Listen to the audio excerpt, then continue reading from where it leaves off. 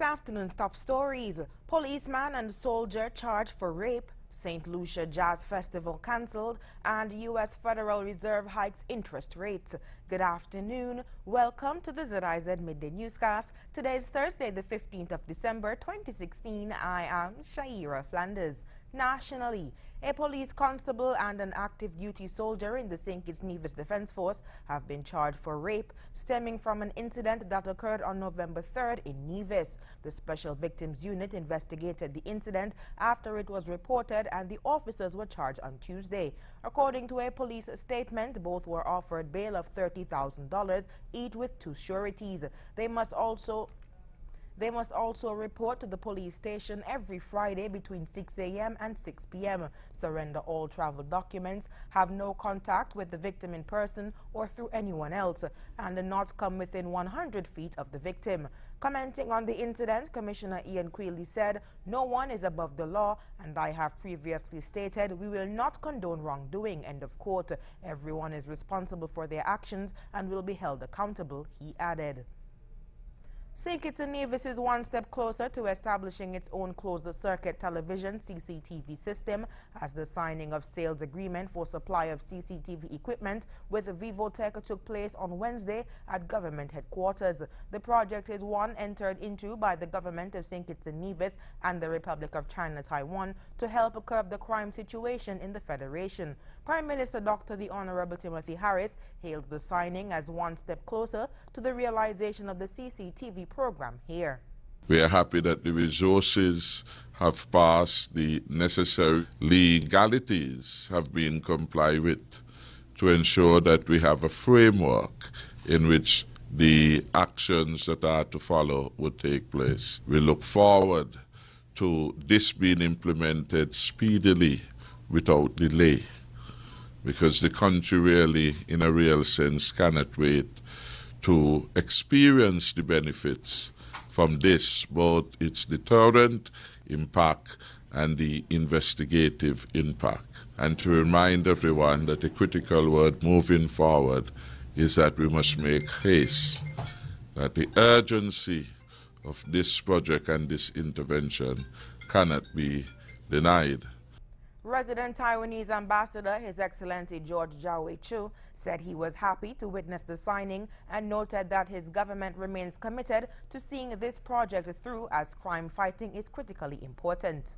This is very important to the St. Kitts and Nevis, and my government and commit to continue to support Prime Minister and the Team Unity government for its national security policies. And the Vivotech is actually one of the top 5 leading manufacturer company of the security equipment in the world, and the number 1, the biggest manufacturer of the security equipment in Taiwan. Ambassador Chow said that the implementation of the CCTV system is just one part of his government support. He added that another part of the project is for Vivotech to assist the government of St. Kitts and Nevis to build up its ability to maintain and operate the system. In February 2017, 6 persons from the Federation will travel to Taiwan to be trained. Upon return, they are expected to impart their knowledge and expertise to others who would be integral in ensuring that the CCTV system is properly managed. The police need your help to find a wanted man. Emil Juni Hunkins, also known as Marcus Hunkins from Hermitage, Cayon, is currently wanted by the police for housebreaking and theft. He is 37 years old, 5 feet 11 inches tall, and 185 pounds. The police are asking anyone who knows the whereabouts of Emil Juni Hunkins to call the nearest police station or Crime Stoppers at 1-800-8477.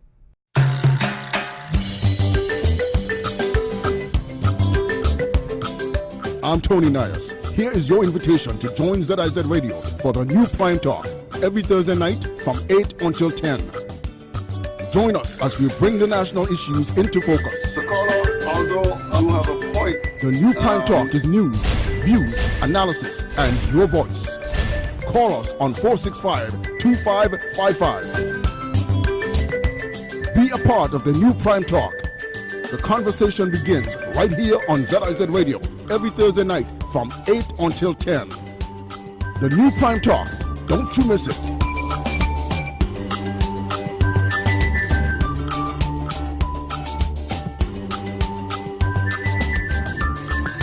Call me back anytime and let's debate this some more. Hi, I'm Carla Berridge. Join me weekdays at 7 p.m. for ZIZ's evening newscast.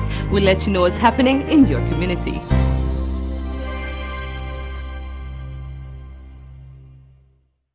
On the regional scene, the annual St. Lucia Jazz and Arts Festival has been cancelled. St. Lucia's Prime Minister Alan Chastanet made the announcement during a weekly press briefing earlier this week. Here's more.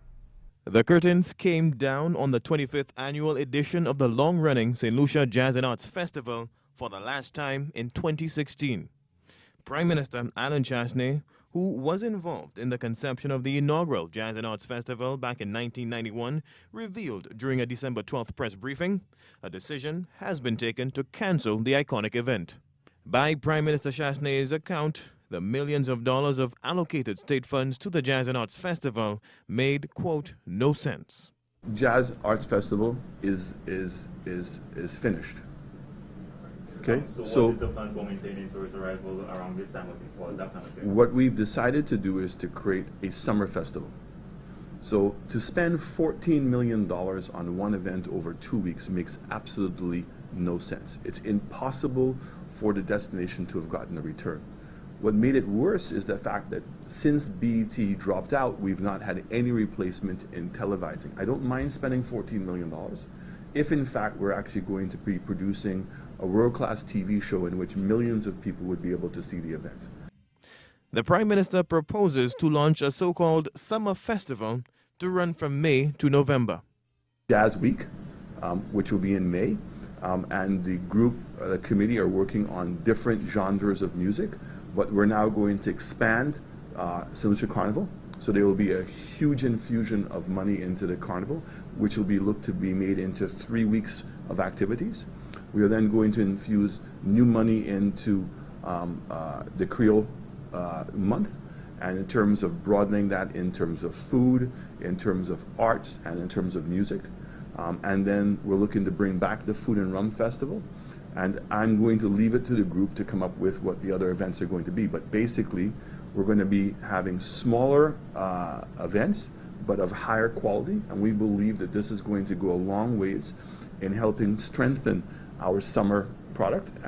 The chief marketing agency, the St. Lucia Tourist Board, has been executive producer of the St. Lucia Jazz and Arts Festival for years.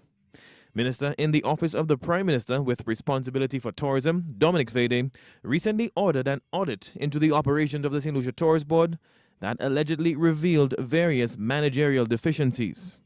Tourism Minister Fede and Prime Minister Chastanet subsequently announced the SLTB will be transitioned to a tourism authority.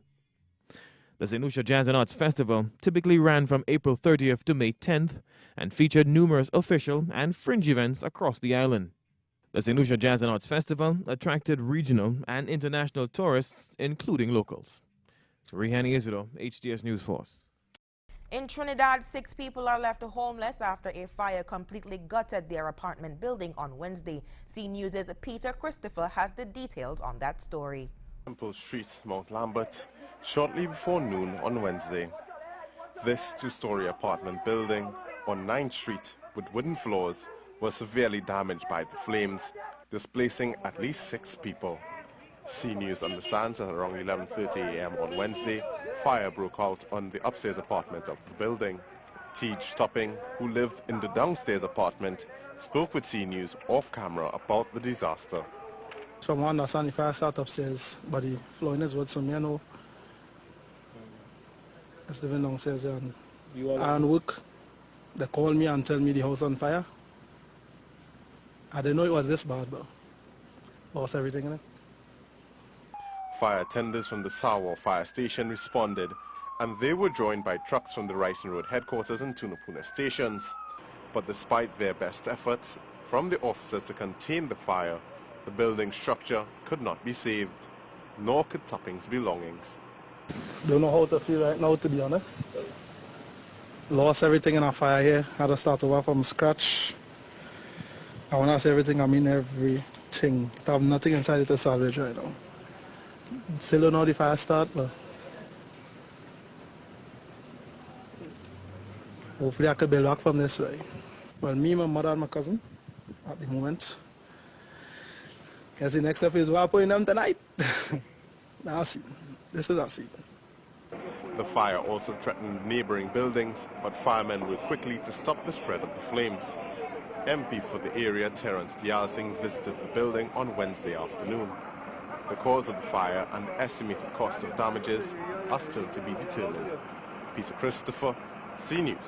And onto the international scene, U.S. stocks had their worst day in 2 months after the Federal Reserve raised interest rates. The hike of 0.25% pushes the benchmark rate to between 0.5 and 0.75%. The U.S. Central Bank says Americans should expect more hikes next year. Here's more. In a widely expected move, Chair of the Federal Reserve Janet Yellen announced interest rates would go up by 0.25%, setting the rate at 0.75%. That makes borrowing more expensive for U.S. consumers, but it also strengthens the dollar. That could help established economies in Europe and Asia by weakening their currency and increasing their exports. But it could also hurt developing economies as investors move their money back to U.S. bonds. And economists say it has the potential to impact the price you pay for most goods. But this time, it probably won't. It has effects on global commodity prices, which tend to be priced in dollars. And when dollars become more valuable, when they're pushed up in value, it tends to depress commodity prices. That would be true of energy as well as foodstuffs and all across the commodity space. That being said, it'd be very hard put to find a market in which this decision was not already priced. The increase was expected, but the Federal Reserve did make one change, promising a bigger increase next year by another 0.75% in hopes of keeping inflation low. She said it isn't a reaction to President-elect Donald Trump's policies, but she took the unusual step of urging him against keeping one of his promises to dismantle the financial safeguards put in place after the U.S. housing bubble burst, causing a global financial crisis. This is progress. I would say it's very important not to roll back. There may be some changes. Trump says he is going to make big changes. He says he'll improve the economy. As he takes over, the message from the Federal Reserve, right now, the U.S. economy is doing very well. Patty Culhane, Al Jazeera, Washington. Paolo Gentiloni has been given the all-clear as Italy's new prime minister after winning confidence votes in both the upper and lower houses of parliament. More in this report. Ready to get to work after getting the backing of the Senate. Italy's new Prime Minister Paolo Gentiloni, aware his government looks remarkably like the previous one, says his job is to finish what his predecessors started. It is a government that must, first of all, complete the outstanding work on reforms, innovation and modernisation of the past years. There is no doubt over this, I believe. Opposition parties call the handover of power an insult to the people who voted no in the recent referendum on constitutional changes. That result saw Matteo Renzi resign. Whenever there are new elections, and many people expect that to be before the middle of next year, the opposition will campaign on a key issue: unemployment. If you are paid 30 euros per month, you are considered an employee in this environment, in this job environment that Renzi has created. So they will never fix this problem because they created it. Obviously, they will try to fix something in the banking system because they fix always the interest of the big powers in this country. This week, 14,000 job cuts were announced at Italy's largest bank, Unicredit, one of many struggling with bad loans on its books. The so-called toxic debt held by Italian banks is estimated at an alarming $380 billion, although Gentiloni has insisted people's savings will be guaranteed. Even more urgent is the future of this institution, the world's oldest bank and Italy's third largest. It desperately needs to raise over $5 billion, and Paolo Gentiloni has suggested that the Italian state may step in to help. But analysts say there's little time for Gentiloni to effect changes in areas the public are most worried about. I think there are two issues Italians will think about when it comes to the vote: work and security linked to immigration. It's a problem that's strongly felt in many cities, not just the big ones, but smaller towns, a problem Italy has trouble resolving, especially given the complicated relationship with Brussels. Paolo Gentiloni will be in Brussels on Thursday representing Italy at an EU leaders meeting, but the clock may already be ticking on his time in office. Nadine Barber, Al Jazeera, Rome. And now for the weather. Current conditions are fair and winds are calm. Seas are moderate with heights reaching 6 feet today and declining to 5 feet tonight.